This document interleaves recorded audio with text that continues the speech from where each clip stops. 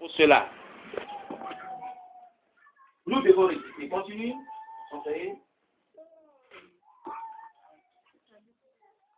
Sans vous livrer à une convoitise passionnée comme font les païens qui ne connaissent pas Dieu. Sans vous livrer à une convoitise passionnée comme font les païens qui ne connaissent pas Dieu. C'est que personne n'use envers son frère de fraude et de cupidité dans les affaires, parce que le Seigneur tire vengeance de toutes ces choses comme nous l'avons déjà dit et attesté. Car Dieu ne nous a pas appelés à l'impunité, mais à la sanctification. Très bien.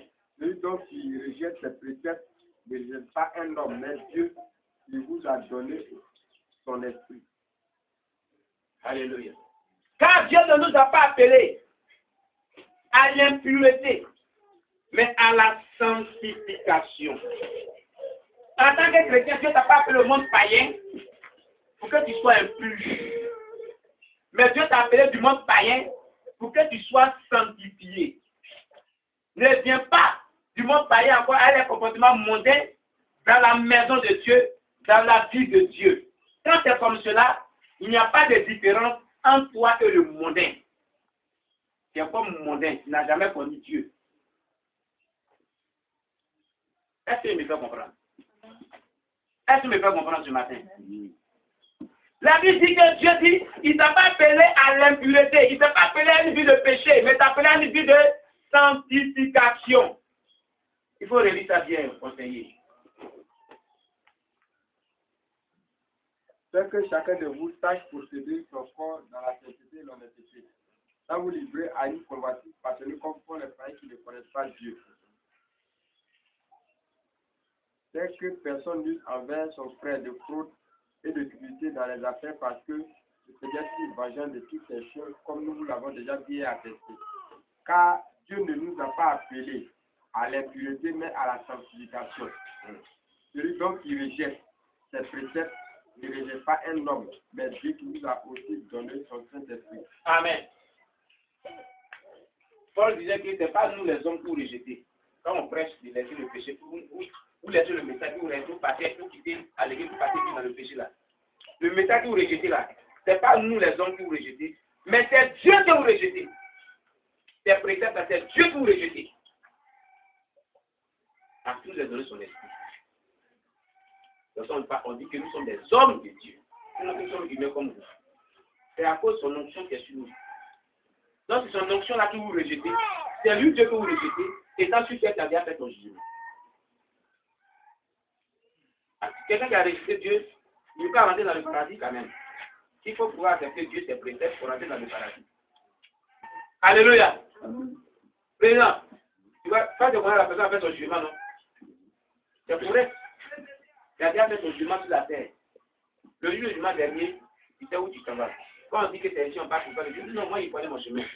Où est le chemin de la paix? Vous riez. On acclame le Seigneur Jésus. Alléluia. Le jour du jugement dernier, un homme conscient, c'est quelqu'un qui a rejeté Dieu sur la terre. Qui a rejeté sa parole sur la terre. Alléluia. Donc quand on dit, bon, c'est ici, c'est pas le quand tu mets que tu arrives à la porte du jugement, comme le dit la sœur Margaret, quand tu arrives, on dit non, c'est ici, ça n'est pas dit non. Moi, je ne vais même pas là-bas, hein. J'étais où je vais. Montrez-moi le chemin de l'enfer. On dit, c'est rapide. On va prononcer le jugement. Le jugement a été prononcé dans la tête par moi-même. Alléluia. Parce que tu as rejeté Dieu étant sur la terre. Tu as rejeté tout ce qu'on vient de te dire. On dit de laisser l'impureté, on appelle l'impureté. Dieu ne nous a pas fait à l'impureté. Tu as rejeté cet enseignement. Tu as rejeté vraiment ce conseil de Dieu. Donc tu as rejeté Dieu. Il dit celui dont tu rejettes ses préceptes ne rejette pas un homme, mais Dieu qui nous a aussi donné son esprit. Ce n'est pas nous les hommes en tant que pasteurs que vous rejetez. Mais vous rejetez Dieu qui nous a donné, nous les hommes, son esprit saint. Gloire à Jésus-Christ. Gloire à Jésus.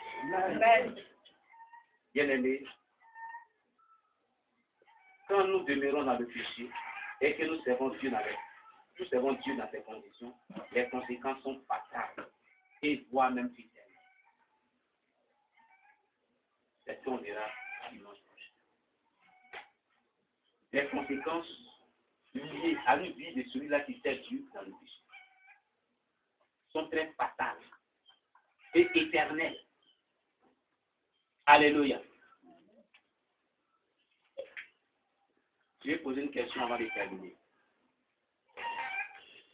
Quels sont ceux qui doivent servir Dieu sur la terre? Depuis qu'on a commencé le thème, et on voit si quelqu'un a déterminé l'action principale, la considération principale. Quels sont ceux qui doivent servir Dieu sur la terre dans le monde entier? Quels sont ceux qui doivent servir sur la terre, Dieu sur la terre?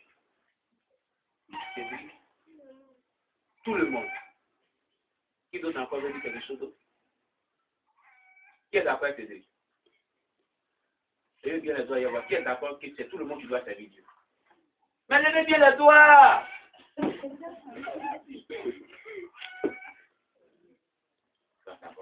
Qui n'est pas d'accord avec lui? Le président n'est pas d'accord.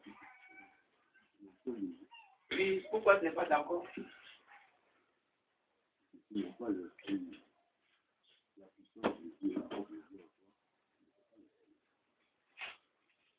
Oui, l'autre l'a dit, c'est vrai.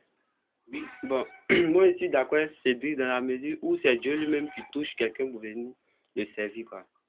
D'accord, oui, c'est évident. C'est la même chose qu'il a dit. Alléluia, oui.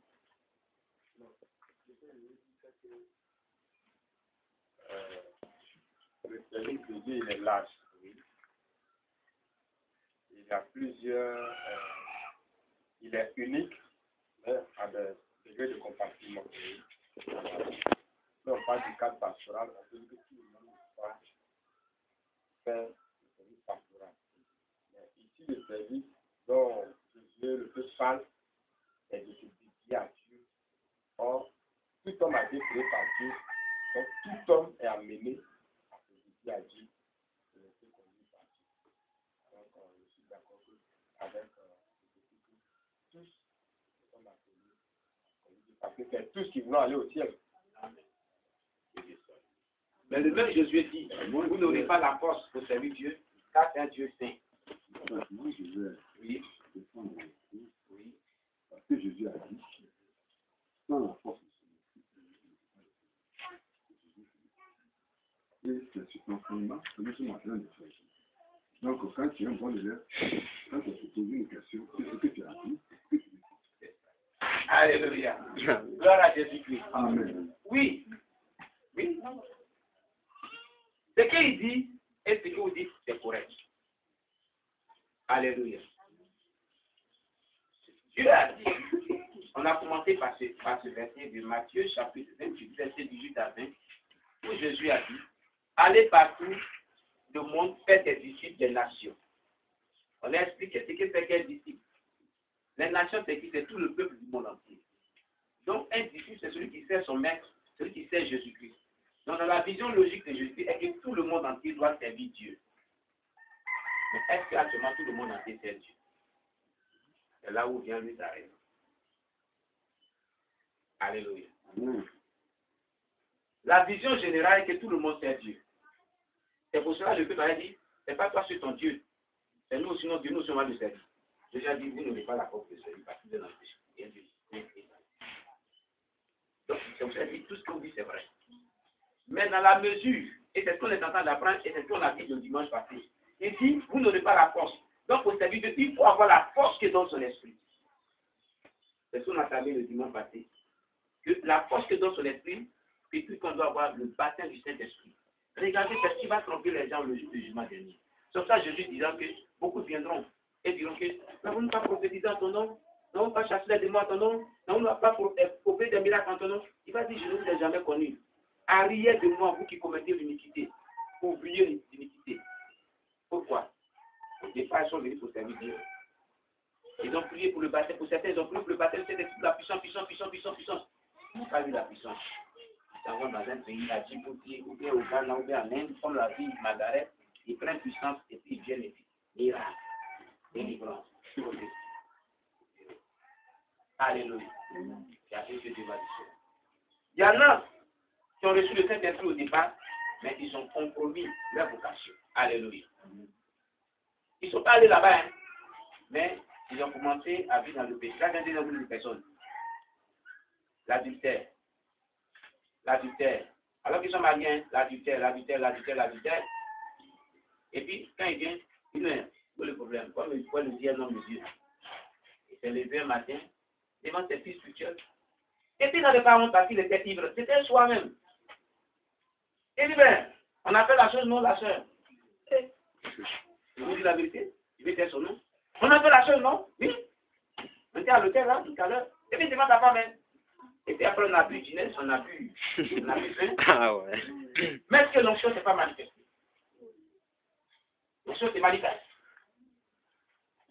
Dieu dit, je leur donnerai un esprit d'égaré. C'est pas parce qu'il vient de commettre l'adultère, l'impudicité, et qu'il dit, démon sort au nom de Jésus. Il dit, à mon nom, tout démon partira.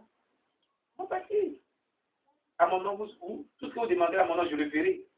Au nom de Jésus, tu chasses. La manifestation. Arrière de moi, vous voulez d'iniquité au jour du jugement. Parce que tu as vécu dans le péché. Alléluia. Amen. Alléluia. Amen. Comprenez toutes ces choses. Comprenez toutes ces choses. Ah. Qui veut servir Dieu, véritablement, dans le péché. Nous sommes appelés à servir Dieu. Alléluia.